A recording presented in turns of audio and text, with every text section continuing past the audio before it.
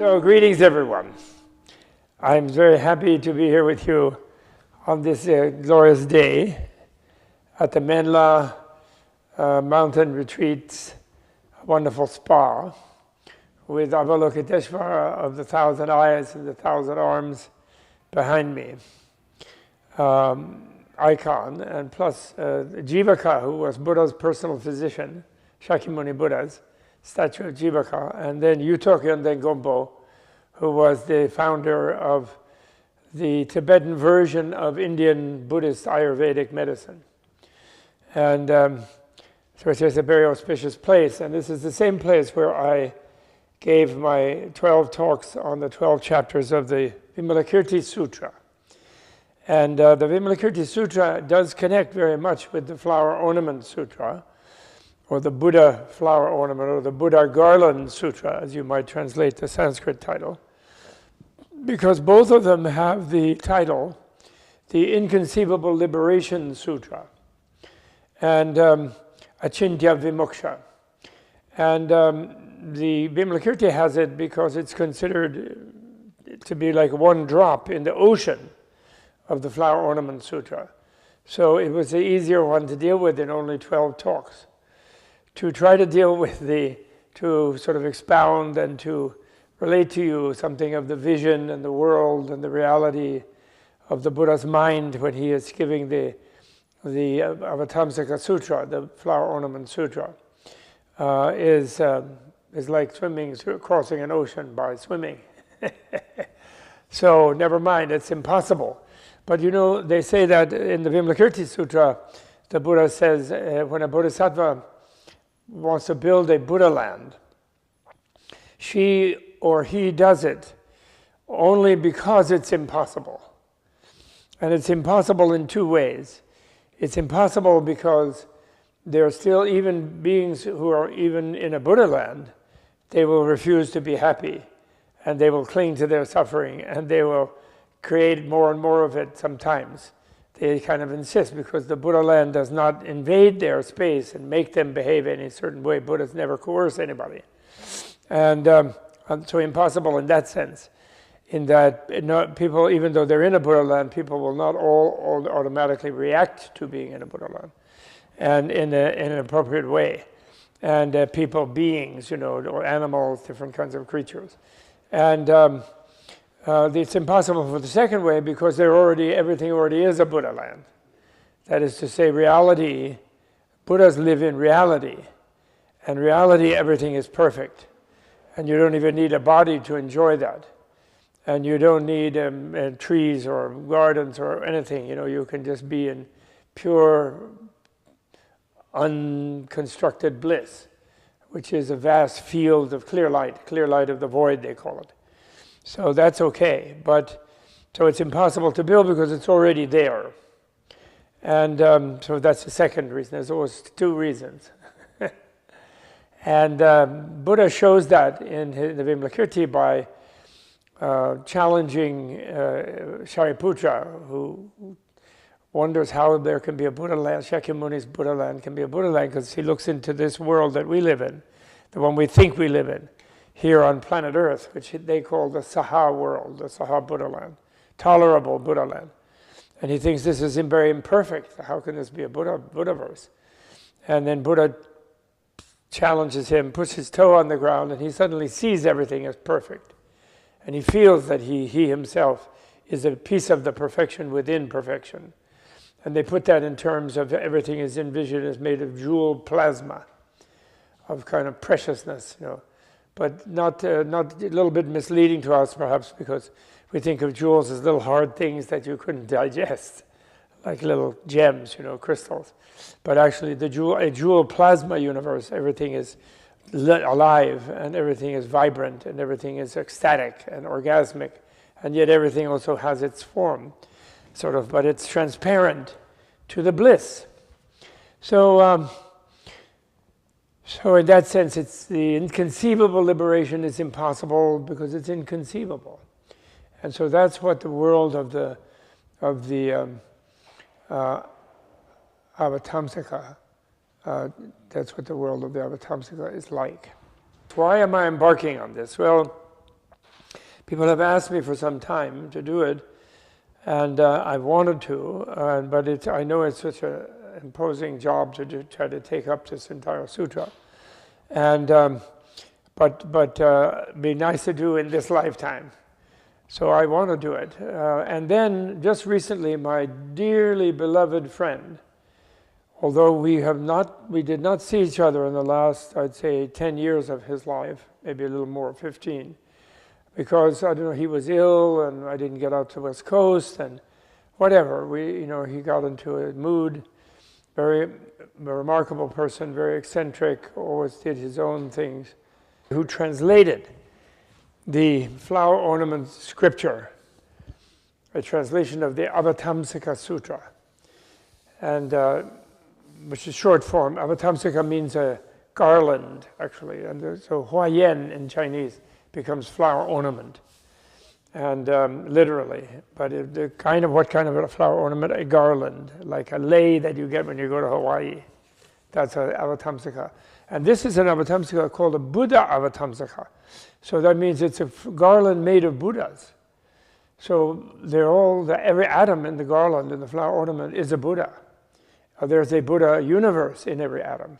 So every atom in the chair, the couch in front of me, my computer, the book, my own body, your body, any airwaves or transmission lines in between us, every single one, it has universes in every subatomic particle.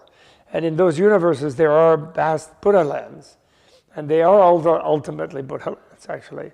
And every single, therefore, atom has everything of every other atom in the world, like a hologram. You know, a hologram, you have a plate of a hologram, and you put a light through the plate, and it produces a three-dimensional thing, and laser light through it. And but if you break the thing and put the light through one other part of it, the whole picture comes from each part, although it's more redundant when more parts are there. So that's the nature of a hologram. So the sort of overriding image of the Avatamsaka Sutra is the jewel net of Indra, which is Indian mythological thing, where in the Olympus city, which is called Sudarshana in Sanskrit, of where the gods live of the old Vedic pantheon, Indo-European Vedist pantheon of the Indian mythology. There is a net of jewels that hangs over the city, sort of everywhere in the city. And so any god who wants to look in it, who's hanging out in the city, partying, whatever they do, occasionally they go study, but the Buddha goes there and they have to study. And occasionally they have to go out and make a war with the Titans, temporarily. And but they look in at one facet of one of the jewels and they see all the other jewels and everything else that's going on in the city. So it's like the ultimate Facebook city, you could say. Every information is everywhere in the city. And so that's the sort of the jewel net of Indra, king of the gods, he's the Zeus of the Indian Olympian gods, on top of the cosmic mountain, and which is one of the heavens of the desire realm. So that's what the image is. All right. So now there was a great Chinese. Oh, anyway, yes. And I was saying my friend Tom Cleary passed away, and so it's in honor of him. And in fact, the story of his translation of this book, which he did from the long version, Chinese version, it's about 1,600 pages, the book. And he was persecuted by academics during his lifetime. And they tried to act and pretend like that he didn't know what he was doing and so on. Because he didn't have footnotes in this translation. And so they were jealous because he translated so many things, not only Buddhist things, Taoist things, Confucian things, whatever he was interested in, even Muslim things, in Chinese or Japanese. He was the greatest translator of our generation from Chinese and Japanese. There's absolutely no question about it. Thomas Cleary. And he and I were sort of classmates. He was younger than me, actually, but we were sort of classmates at Harvard. And our professor there said that of all the people that he had ever taught in 50 years of teaching at Harvard, Thomas Cleary was the greatest translator, had the greatest control of Chinese and Japanese, including colloquial idioms from thousands of years ago. He somehow had an intuitive ability to translate it in an extraordinary way. And I would put it that he was reincarnation of some great Chinese or Korean or Tibetan or Japanese translator who, made a vow centuries ago, millennia ago, to always try to translate into all languages Buddha's teachings in eras where there was no living Buddha evident who had the power to speak in one voice, and yet people hear him in many different languages simultaneously, which is one of the uncommon powers of a Buddha, of a perfect Buddha when they're in their perfect Buddha form, their supreme incarnation body form. And so he was really, but he was a very sweet and dear person also, Tom was. He was so kind and sweet and nice, handsome, wonderful Irish-American bloodline he incarnated in, and he was just marvelous, great poet himself. So anyway, in his honor, I'm going to embark on discussing this. Okay? Now, the other thing is that there was a great Chinese master who was inspired by Manjushri, who the Bodhisattva of perfect wisdom and perfect eloquence, who in what was called the Jingko lineage, the golden speech lineage, in Tang Dynasty times in China, 7th century, and 6th, 7th century. And he said that this sutra was the first thing Buddha taught upon enlightenment, and that he taught it all over the world, actually, and in a time-distorting manner. During the first 49 days, the first 2/3 of it he taught during the first 49 days of his post-enlightenment time. And his normal humanoid, human-level physical body was present in the grove under the Bodhi tree, where he attained enlightenment. He attained his final moment of enlightenment in that human life, humanoid life of the last life as a Bodhisattva. And but then then he taught the sutra, though, in not so much in the human realm as in all the heavens of the desire realm, so that the different chapters of the sutra were taught in Tushita or in Paranimitta Vashavartin or in Yama, in one or the other of the heavens, or in the heaven of 33 or so on, as they are called, the different heavens. And so they were taught to the gods, actually, primarily, before he went to deal with the humans in the human realm. And then about 2/3 of the way through the sutra, as it was collected later, initially by the Nagas, by the dragons, the Buddha had them collecting and preserving the sutra under the ocean. And then he said, because he wanted to keep it private in India, he taught it originally to the monks.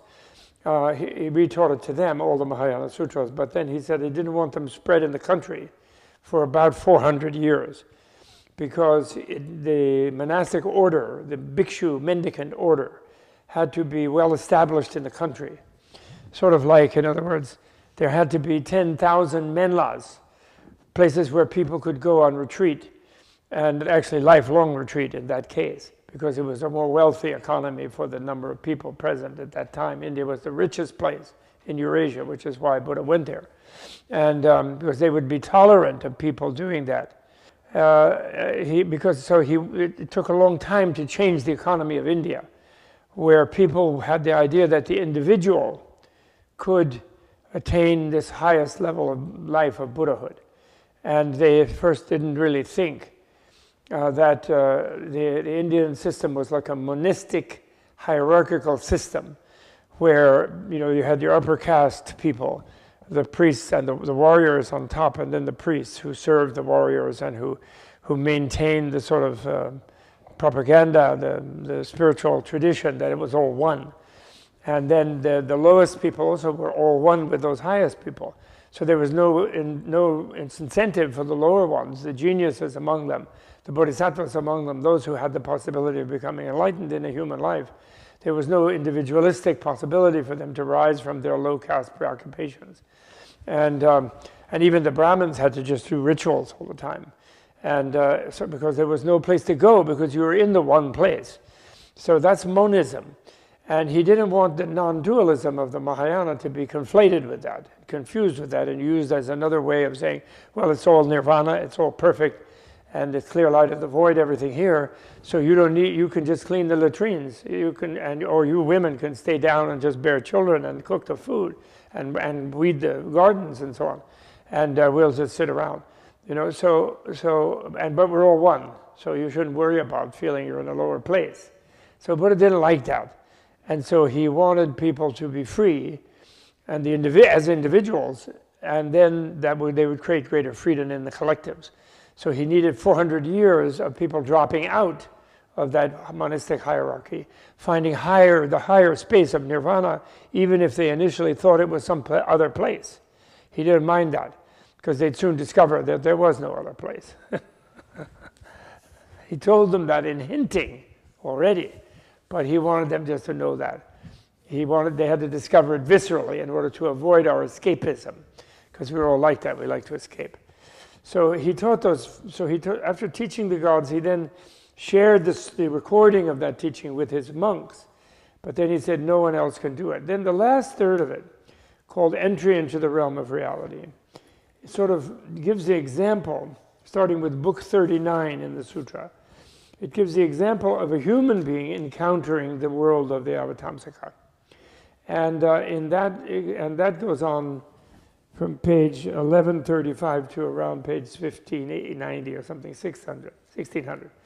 And what that is that's someone like us, like a yuppie Indian kid called Sudana, who is a banker's son or a merchant's son.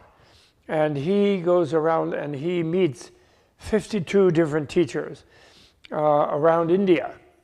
And the different ones give him one of the samadhis, or one of the meditative realizations, one of the wisdoms, one of the levels of wisdom that the Buddha taught the gods and all the sort of celestial bodhisattvas in the first 2/3 of the book.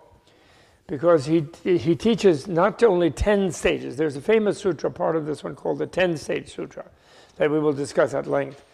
But there are actually 52 stages, not just 10. And those 10 are stage 31 to 40. And then there's 41 to 50, and then 51 and 52. And then there's 1 through 29, or 1 through 30, which are preliminary stages from any ordinary person where they begin. So this idea of a kind of ladder or escalator that you go up to change from being a self-centered, unenlightened, suffering being to becoming a fully enlightened being. So that, in other words, everyone can get on wherever they can, and then there's a well-organized path for them to go on. And Buddha had to create a thing like that because Buddha was unable to simply tell someone, this is enlightenment and now you're enlightened if you believe it, because it doesn't work like that. You have to imagine it. And you have to recognize that where you are is not cool, even if you're in a sort of relatively pleasant situation. And you have to note that that's not as good as it can be. And you have to, you have to sort of work your way toward it. And you have to personally experience it yourself. You have to open your mind yourself. No one can force it open for you. In fact, anything that they do that tries to force you, you will close it more. Because you don't like being forced, because you've gravitated by being human toward freedom, actually, in an evolutionary sense. Okay, so that's that's a little bit introduction to the Avatamsaka. Now I will read from the beginning of the sutra. And remember, this sort of, although it's 1,100 pages long in English. And the long Chinese version was from the longest collection they could of the Sanskrit versions that circulated in India. We should also say one other thing, and that is that written texts were not happening in Buddha's time for spiritual things in general in India, although he encouraged people to write them down, contrary to the Vedist tradition where spiritual things you knew by memory, and they were transmitted by memory, and people had these incredible memories. You know, they had hard disks in their brain, and they could remember hugely.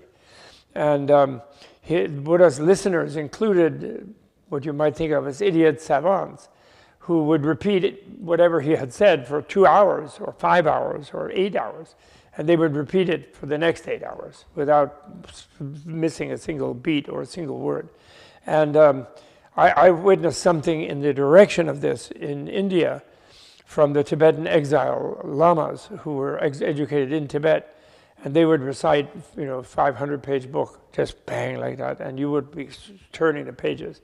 And it was exactly accurate what they would. In fact, they would have a better reading than some of the printed books that you have nowadays.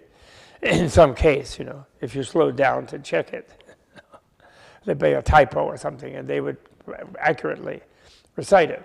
And so that was the fact. So therefore, a sutra, it is said when a Buddha does talk, it puts the listener into a state of meditation. Because the sutra collection in the Buddhist collection or baskets of text are the collection of meditations. And when he would speak, you would go into a meditation, and his following the voice, you would be realizing certain topics. But not just by believing what he was saying, but they would just create, that's the way he would share his vision. And you could sort of climb into that if you had the concentration.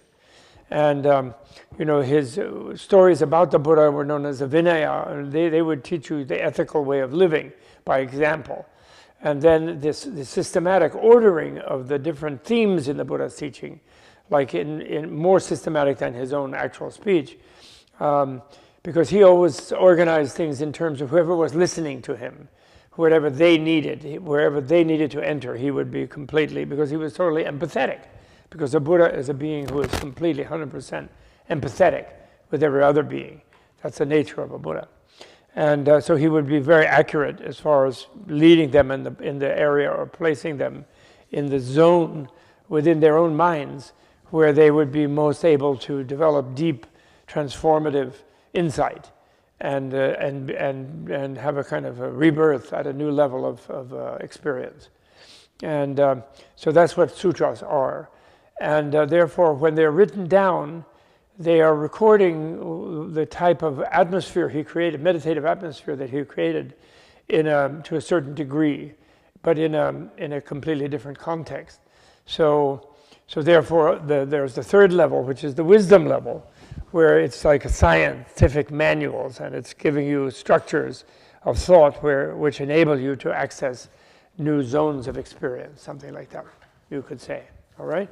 So in this long 1,100-page thing is some sort of like a trace, you could say, of the space that he created in the 49 days after he was enlightened, a Buddha, and for the huge assembly of beings that showed up to celebrate that enlightenment in the grove there. On the human plane, I mean, the connection to the human plane was being in the grove in Bodh Gaya. But there were beings at all celestial levels, and from all galaxies and universes, also other Buddhas and Bodhisattvas who would come and so on. And, it's an unbelievable dramatis personae, you could say, in this sutra. Incredible. And in a way, one of the visions I like about the Avatamsaka, when I read the Avatamsaka, you get into a different cosmology immediately when you read it. Because what is our cosmology? Well, maybe we're sitting in a nice place in the mountains of the Catskills, on the East Coast, in the Hudson Valley rainforest. And we're comfortable, and it's warm weather, and we're in a beautiful retreat place, and so forth. So we think that's kind of fun. But then our larger thing is, we know there's all those highways out there. There's all these terrible insect realms and beings that are suffering. There's slums and human realms. There's other countries where there's famines and wars, and people are bleeding, and there's hospitals here where they're suffocating to death, and so on. And then the whole thing is on this planet that is whirling around at 24,000 miles an hour at the equator, and some other speed at different latitudes. And then it's zooming around in a dark, cold, empty space where there's no pressure and you'd explode if you didn't have a spacesuit on. And then Mercury and Venus are uninhabitable, and so is Mars and Jupiter. And we're all just like lost in space. And the sun is blazing, and eventually it'll blow up. and then it looks like there's nobody else anywhere ever, and just a few of us humans, a few billion of us, and we're on this little skin of this thin soil over burning magma and drowning oceans, and like the air that can be so badly polluted that it's completely debalancing the whole thing. And then you're up out of the air with a little bit of a rocket. And it's a horrible, lonely, like inimical to life sort of place. In fact, actually. And we're told that's all there is, and we're just material quantities within it, worthless sort of nothing beings. And we only temporarily think we're here, and then we're temporarily having a pain, or we temporarily have a moment of pleasure, and it's gone, and it's all meaningless and pointless and whatever, you know. And it doesn't even exist, really. Just a bunch of rocks banging around. So that's our cosmology, and therefore, naturally, our greatest product, most popular product, is tranquilizers and mood-altering substances that make us not be aware of where we are, so then we can relax. Sort of anticipate the nothingness that awaits us, and that we really are. That's our cosmology, okay? Of the mind. No wonder we're wrecking everything and just trying to grab for some moments of bliss and pleasure, you know, in between the hopeless situation. But the Buddha's cosmology is far from that. Everything's teeming with life. Every rock is alive. Every rock has huge life realms within it and billions of happy beings. And there are some beings insisting on suffering, but the happy ones know how to help them get out of there. And they do, sooner or later. But it's a different one cross thing that you do. You, if you don't understand, you will see a lot of suffering ones. And that's part of being able to get out of it. You have to be aware of that. So you find out how to do it properly. And so everything is teeming with life, and there's a billion other humanoid planets, because the human form is particularly precious, not because it's better than other forms, just sort of abstractly in some sort of abstract measure of value, but because the human can become a Buddha form. And then becoming a Buddha, they can then help all those other forms that are not able to so easily, because they don't have the language, they don't have the degree of freedom that the human being has, or they have too much kind of meaningless freedom, like in the God realms, you know, where they just like mess around, because they become deluded and think they'll be there forever, and they'd forget there's any other beings in any other situations. And so that's why the human is precious, because the human can become a Buddha, who's the one who's really precious, who's able to help everybody. And the Buddha can then again become a flower, can become a planet, it can become any tree or anything. So Buddha is everywhere, the life, because it's very close to it. And it is the life force. Buddhahood is the life force. It's when you become same as the life force, and yet out of the life force you can manifest whatever benefits other beings who are trapped, who feel they're trapped in the life force. Or they feel there's a death force stalking them and they're frightened and so on, which is an illusion, actually. Okay, so that's the world. So the world of Avatamsaka. Therefore, when Buddha becomes enlightened, when a human being becomes a Buddha, and sort of joins, then everything focuses on that being, and that being is sort of the being who has suddenly become one with all other beings. Then those beings that already feel they're one with all other beings particularly congregate around to celebrate that they have a new member of the team. and then they so all reduplicate and redouble their effort, which is effortless effort. You know, it's infinite effort to bring everybody else into that fold, you could say. You know, which because each one has to decide themselves they want to join it, so they have to only appeal to them through their own free reason, their own free experience, and it becomes a huge. It's like the ultimate Hollywood. Holywood, it becomes. Okay, so anyway, thus did I hear on a certain occasion. Now I'm going to read from it. Thus did I hear on a special occasion. And this is a special occasion. And these little minuscule efforts of mine to share with you and to turn you on to reading this otherwise incomprehensible stuff. Swimming in this sutra, swimming in the Buddha's mind it is like some trace, some doorways. Every word is a doorway into a Buddha's mind. And it's a special occasion. because it's something utterly wonderful. And in fact, the first book, in the way that this version, which was originally a Sanskrit version, translated into Chinese by Shikshananda, and then into English by Thomas Cleary, in an unheated apartment in Osaka, in his wife's in-laws' unheated garage apartment, where the only heat was under a table. What Japanese have a little thing where there's a heater under a table in some cold place, and he would have to put his fingers in there to loosen them, and then he could type for a while, and it was so cold. And he did that. And another day, I'll tell you, we started it together actually here in the Catskills. I started the third section, not this one. Okay. So thus have I heard, or thus did I hear on a special occasion. The Buddha was in the land of Magadha, in a state of purity. That's sort of Bihar nowadays. And Bihar, by the way, in India means a monastery. Bihar, a dwelling, a residence, but it meant a mendicant's residence, a vihara. And the whole state has that name because there were so many of them in the Buddha's time and for 1700 years later, until they were all destroyed about 1,000 years ago. In a state of purity, at the site of enlightenment, having just realized true awareness. Tom's translation, you know. Evam maya sruttam ekasmin samaye. So wonderful. I like it. In a state of purity. The Indian word for perfection is purity, because they were very cleanliness oriented in their wonderful watered, well-watered plains, the Ganges plains, the Indus plains, and this sort of thing.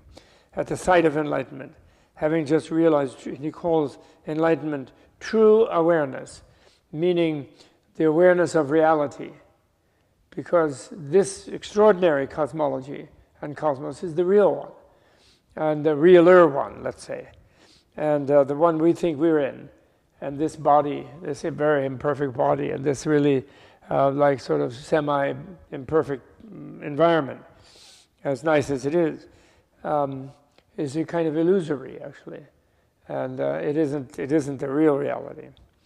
The ground was solid and firm, made of diamond, adorned with exquisite jewel discs and myriad precious flowers with pure, clear crystals. The ocean of characteristics of the various colors appeared over an infinite extent. There were banners of precious stones, constantly emitting shining light and producing beautiful sounds. Nets of myriad gems and garlands of exquisitely scented flowers hung all around. The finest jewels appeared spontaneously, raising inexhaustible quantities of gems and beautiful flowers all over the earth. There were rows of jeweled trees, their branches and foliage lustrous and luxuriant. By the Buddha's spiritual power, he caused all the adornments of this enlightenment sight to be reflected therein. The name of this chapter is The Wonderful Adornments of the Leaders of the Worlds, because Buddhas are the leaders of the worlds, whether we recognize them as Buddhas or not. It doesn't mean that, unfortunately, nowadays, that the leaders of the worlds are Buddhas, if only.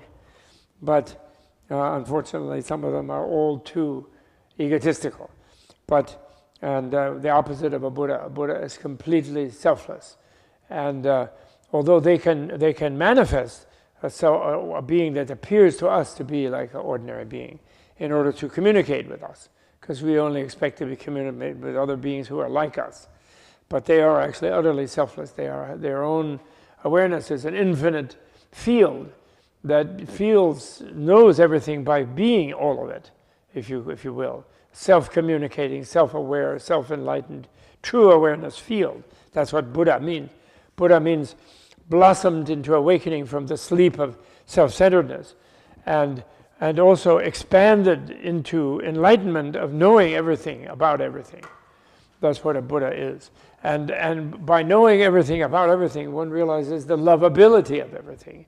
And so it's a being also of what we would call perfect love, in the sense that it knows beings who feel unloved, who feel sort of partial, who feel alienated or separated from life, and they feel that death is actually stalking them, and that others are seeking to harm them, and others are not doing what they want, and others don't like them, and the others are dangerous, and so on, and so on, and so on.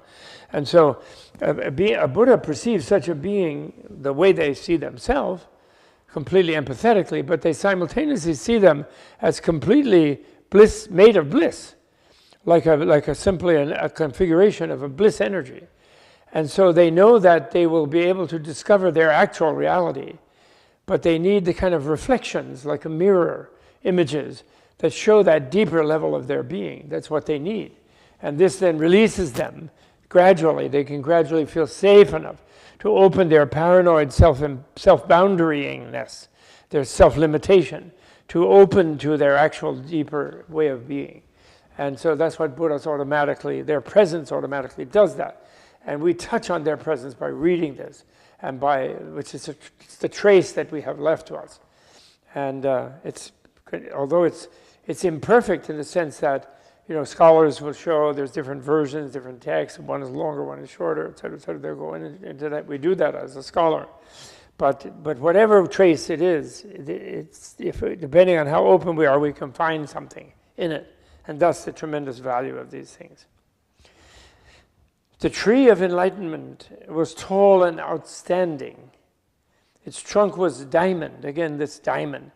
Now, again, when we hear diamond, of course, we think of, when we're looking at a diamond, it sparkles and it reflects everything in itself, and it has like a kind of eerie brilliance about it, although it doesn't shine in the dark on the human level. But in the divine levels, in the sort of deeper cosmic level, diamond is the symbol of this infinite energy that is can never be broken or separated. It is the inner clear light of the void. But it's also completely soft, and it gets out of the way, because it doesn't obstruct anything. It is in fact the life force of everything. And even it's the force, the structure force, the material force in material things. It's everything. It's what that diamond is. So everything is diamond, in the sense that you never can leave it, you are it, and it's perfect. So that's what diamond means. It doesn't mean like a hard thing. They use the crystallized diamond, which is what comes from extreme pressure in the bowels of the earth, that it takes a piece of coal, carbon, and it crushes it by putting super pressure, it becomes diamond. And then we think of it as something hard, because we're separate from us. But the hardest thing is transparent, actually, is its transparency. And so everything is like that. It's impossible. It's infinite hardness, and like it's softness of water, a softness of air, simultaneously. The clear light of the void, as it's called. And we're made of that. And in art form, it's sort of soft. It's skin and things, but there's some hardness. There's bone and things in it. But it's all of it is clear light of the void. All of it is diamond, actually. It's what we understand when we become a Buddha. Anyway, the tree of enlightenment, so its trunk was diamond. Its main boughs were lapis lazuli. Its branches and twigs were various precious elements. The leaves, spreading in all directions, provided shade like clouds. The precious blossoms were various colors. The branching twigs spread out their shadows. Also the fruits were jewels containing a blazing radiance. They were together with flowers in great arrays. The entire circumference of the tree emanated light. Within the light there rained precious stones.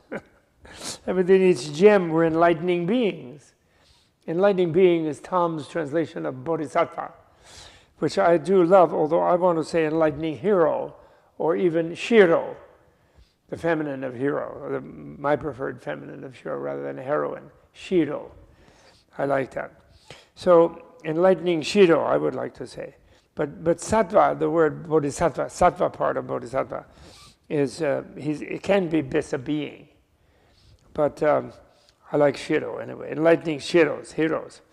In great hosts like clouds, simultaneously appearing.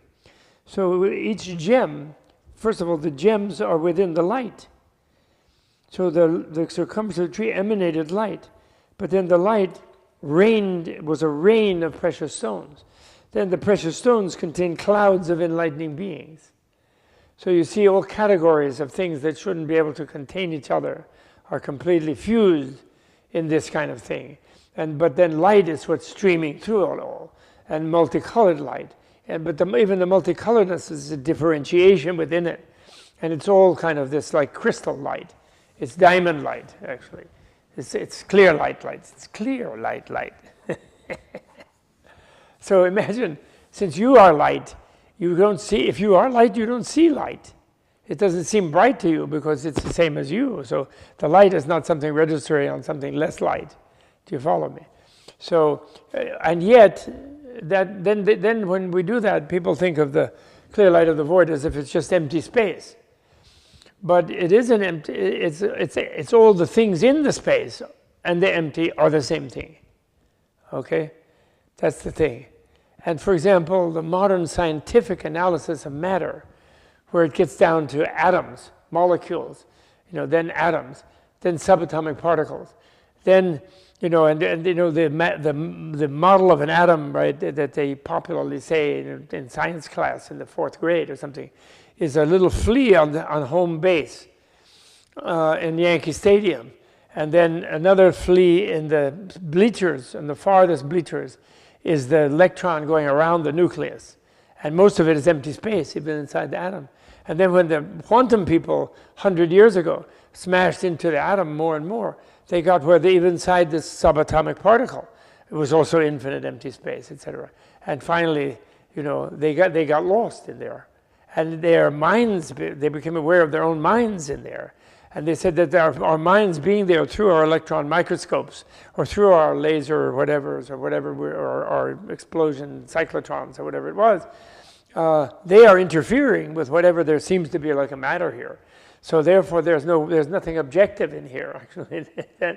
And they sort of sailed into empty space in a way, but without being able to verify why they didn't feel they were in empty space. So in a way, they through deep investigation, even though they were bound in the materialist idiom and the materialist dogma, they still discovered it with clear light, in fact. 100 years ago, they made an announcement in 1926. And then the ones who were more wanted to cling onto matter freaked out, and there's been confusion reigning ever since, because they weren't content to let it be illusion, let it be illusory or like illusion. Because once everything is like illusion, then it's real at that level, and you have to take it seriously, So but when you know it's illusorily real, it becomes more transformable, and you're more free in your way of interacting with it. And then you can therefore be only benevolent in your interaction. So that it's sort of a chain of insights like that they did achieve. Our own materialist scientists achieve it and then ran away from it, most of them. Because it was scary. They felt lost in space. They felt lost in space. So I love that. The entire circumference of the tree emanated light. Within the light there rained precious stones. And within each gem were enlightening beings, in great hosts like clouds, simultaneously appearing. Similarly, for example, just you can immediately think E equals mc squared, That is to say that the reason for materialists that the speed of light is an absolute, encasing Einstein's theory of relativity, meaning that everything is relative and there's no absolute. But the absolute is the speed of light. And why? Because speed of light, at the speed of light, mass or matter becomes infinite. So therefore light is already everywhere, in fact. That's the absolute. So all this matter, for all of the dogma of matter, it's just all light. Because all light is at its all natural speed, it's everywhere. So anything that seems dark is our confusion, because it's all light. Okay? Even darkness is light. It's dark light. So we have all these clues in our own seeming reality patterns to begin to use this, to have our imagination expand, to see the light in the dark and the dark in the light, to see the gem in the water and the water in the gem, to see the living being, the alien living being, even the Bodhisattva from other dimensions and universes, in this universe, in the gem, inside the gem, thousands, clouds of them. The universe is full of them, in this one. The way we, and yet treat it our own way. Do you follow? That's what we're doing. Also, by virtue of the awesome power of the Buddha, the tree of enlightenment constantly gave forth sublime sounds, speaking various truths without end. Next time you hug a tree, see if you can hear sublime sounds in the tree, the voice of the tree talking to you. The palace chamber in which the Buddha was situated, oops, he's suddenly in a palace chamber. Where the Buddha was situated was spacious and beautifully adorned. Why would the Buddha present himself? Because being a Buddha, when you are a Buddha, you are your own environment, like as if you were in a dream. Everything is a kind of dream, in other words, when you're in the illusoriness of reality. You're like the moon reflected in different bodies of water everywhere. You and your reflection are the same. And so he suddenly enshrines himself in a palace chamber, like someone would meet an exalted emperor or king or something in the ordinary worldly way in ancient India, in some sort of tableau, like on a stage. It's theatrical, royalties and presidents and ministers, it's all theater, and they're in this sort of theatrical thing in order for people to pay attention to them. They do that. So Buddha shows himself like that. Because he is the leader of the world. In fact, they are all our leaders of worlds, And so then people orient themselves toward that, then they will orient themselves toward their own potential for freedom, is the idea. Unfortunately, the ordinary ruler tends to want to oppress people because they're feeling insecure about themselves because they're not enlightened. Whereas the one who is already a doorway of enlightenment because they are completely presenting themselves within the illusory world, within their own dream of life. They're presenting themselves in a playful manner, in a theatrical manner, a way in which another person can find their own exalted potential. Just like when we go to a great movie with a hero that we deeply admire, or a shiro that we deeply admire, we then feel somehow elevated by when we see them.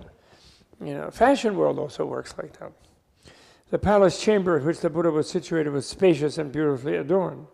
It extended throughout the 10 directions.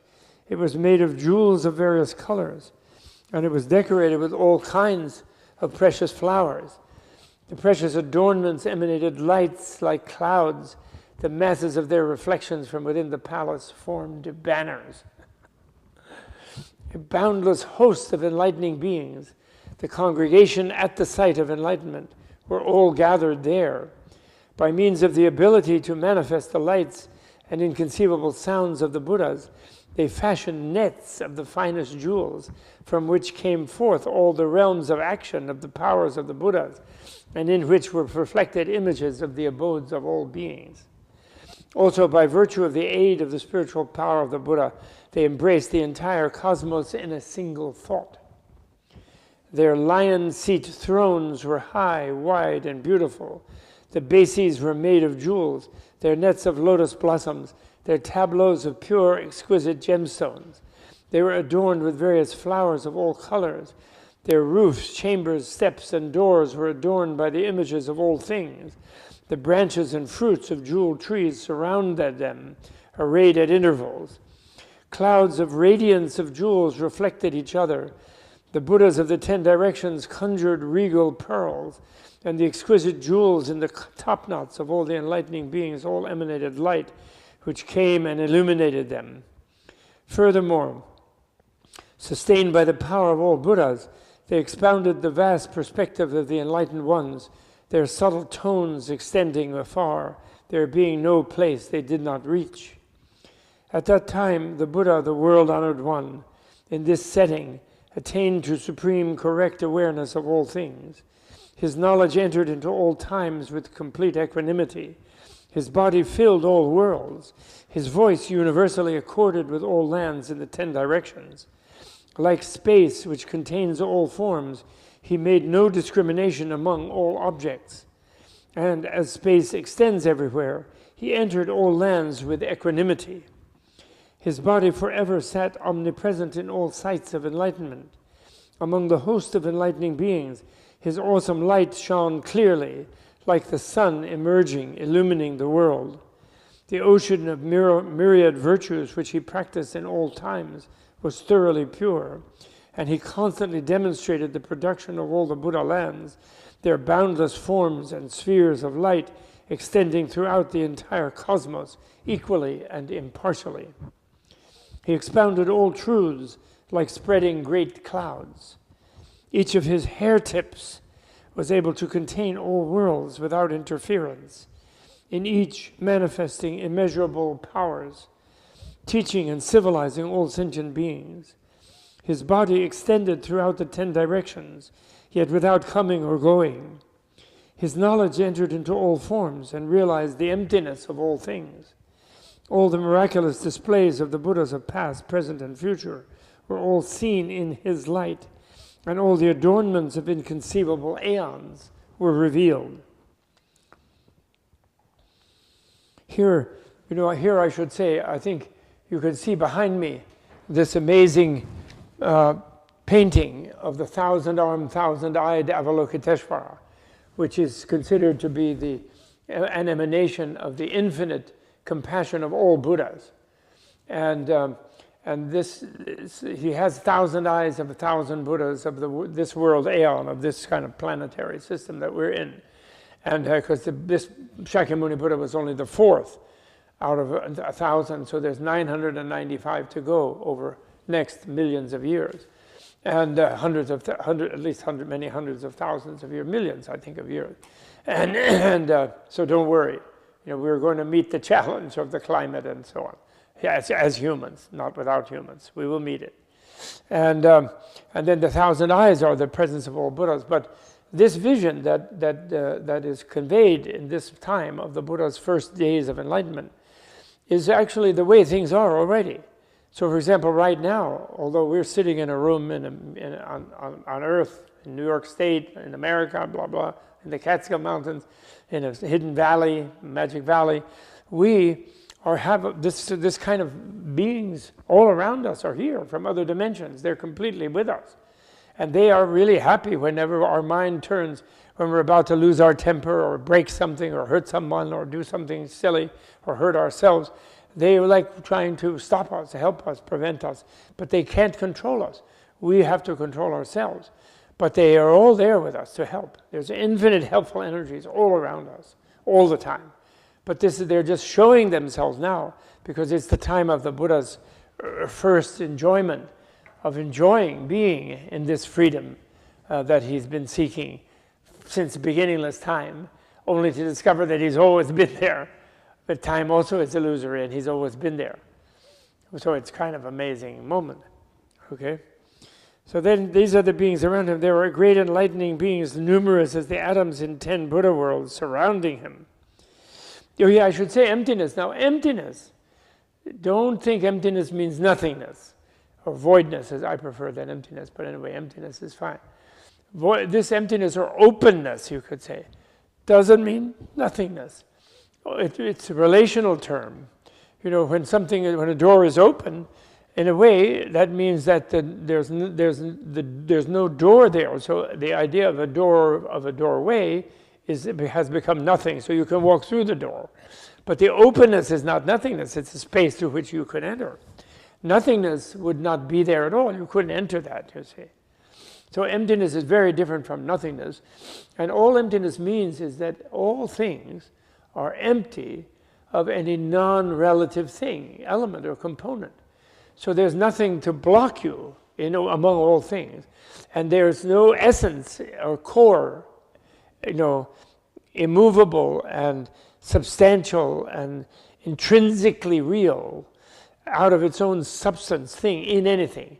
And for example, your own identity, something that seems to say the same within you, is something that you just maintain, the feeling that it's the same. But there's nothing that's the same in you. You're completely changing all the time. Materialists help us understand that, in that all they think, but unfortunately what they have done is they've made the nothing of no fixed thing in there to be something. Because their habit of having something that's still the essence of whatever it is, that's got to be the thing you grab onto. So what they grab onto, unfortunately, is nothingness. which means they're slightly cuckoo. Because nothing can't grab nothing, and nothing can't be grabbed by something, because nothing is nothing. So therefore it's not there, okay? So it's just a habit of trying to make a something that you think you can hold on to that makes them hold on to nothing. Their fear of being purely interrelational is what emptiness helps overcome. And which makes, and therefore someone who hears emptiness, you can also translate emptiness as freedom. And believe it or not, some people are scared of freedom. And they want a boss or something, you know, they want someone to control them or put them in a place, and then they feel they're happier to be trapped there than to be free, because they're afraid of it. They think there might be terrible things going on in there. So in freedom, you know, freedom would mean they wouldn't know what's going on or something. Whereas freedom, of course, is bliss. That's when our bliss is allowed. That's when we discover our bliss, is when we're in freedom. You know, and we are in freedom, actually. Okay, anyway. Numerous as the atoms in 10 Buddha worlds surrounding him. Buddha worlds means universes. Buddhaverse, everything. What seems to the people in it as if it's everything. There is no such thing that's everything. Infinity means beyond everything. And that's where we are, is infinity, actually. But on the other hand, infinity is just a negation of finitude. So saying we're in it kind of is meaningless because it's us also, but never mind that. There were great enlightening beings, numerous as the atoms in 10 Buddha worlds surrounding him. Their names were universally good Bodhisattva, Shiro, Enlightenment Shiro, Samantabhadra. This Samantabhadra is the great Bodhisattva of this Flower Ornament Sutra. You know, there's Avalokiteshvara, Manjushri, Vajrapani, all kinds of Bodhisattvas. There's especially a set of 8 great ones. But among them, Samantabhadra is the special one here. And his specialty, and I think we'll stop with that. We'll probably leave this first session with discussing a little bit Samantabhadra. Samantabhadra's specialty is that he is aware that he is reflected in infinite other dimensions at the same time as wherever he is. And he's a he and she, he can be a she too. Samantabhadra, you just add an a at the end. And then that's the name of a female. And so he's beyond male and female in a way, let's say. But anyway, we're saying he, that's what they are saying. And he has a male form. And so he, like right now, if I was Samantabhadra, I would be aware that there's infinite me's in infinite worlds, in every atom and subatomic particle in this environment that I'm perceiving around me, and in every molecule and hair tip and pore of my body, and every atom and molecule and whatever, and subatomic particle in my own body, there's more me's. And whatever I'm doing is repeating itself in all of those things, in all of those different worlds and dimensions. And therefore, it's all good, because I don't want to see any bad thing repeated, because I'm infinitely aware that everything I do is being repeated. It's like Nietzsche. You know, the great Nietzsche said this thing about don't ever do anything in life that you wouldn't be willing to repeat infinitely forever. What's called the eternal return, you know, his eternal recurrence. He had this kind of aestheticization of Kant's idea of the categorical imperative, in fact, about ethical things. But anyway, he said, everything you do, you should be willing to redo it infinitely. So it should only, like if you make a gesture, it should be the pleasure of that gesture, the beauty of that gesture in its context in regard to whatever other person, what they would see from the gesture. That you and they would enjoy it so much that you'd be willing to keep seeing it forever. That's his ideal. And so Samantabhadra lives in an eternal recurrence in the minute, in the moment, in every moment, and in every atom, and in every place it's recurring, consciously present in all of them. And therefore he's Samantabhadra, all, sum totally, anta means to the limit, bhadra means good. So he's always totally good. Samantabhadra. That's a really wonderful Bodhisattva. And his specialty, he's always popping up here and there in this sutra. And his thing is the specialty of this sutra. So if you say a mantra, or if you do a good thing, or you open a door for an elderly person going through, or you help anybody in any way, or you do something good about yourself, you finally overcome some particularly bad habit, you quit smoking, or quit drinking, or quit whatever, looking askance at people, or whatever it is, you simultaneously do it infinitely. And that makes it totally good, all around good, okay?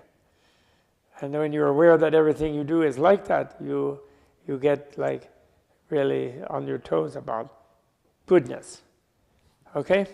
And luckily you discover that that is the effortless way of being anyway. So when we end, any session that we end, we must dedicate the merit, the goodness, talk about Samantabhadra, of whatever we did toward the welfare of all beings. And the true welfare of all beings from our own perspectives is when we become Buddhas, because then we become their welfare. We become their happiness, we become their freedom, we become their release from suffering, because that becomes our automatic effort. And not that they necessarily immediately will experience it, because to them, they're stuck in this flow of time, and they each take their own time, you know. But from our point of view, because we're present in all times, when you become a Buddha, you're also every moment of the future, as well as every moment of the past. You realize you are always Buddha, and you realize that all beings already are Buddha, and then you realize that there will be a time within the illusory level of where they think they are, when they will realize that they are Buddha. They will break past that illusion, and they will within the illusory be Buddha. You could say the non-duality of the illusion and reality will disappear for them, and they will be Buddha in all space and all time, like you are. And your own presence in doing that will be effortless to them. So every little good thing that we do within our relative thing, like we read a page or two from the Flower Ornament Sutra, we listen to that, we try to expand and imagine it, we try to meditate it, and we dedicate the merit that we got from that, or whatever we got out of it, toward the completeness of happiness for all, becoming a Buddha for the sake of all beings, toward our Bodhisattva vow, you could say. All right? So we hereby dedicate the merit. May we quickly become a Buddha for the sake of all living beings and their final fulfillment. Okay? Thank you.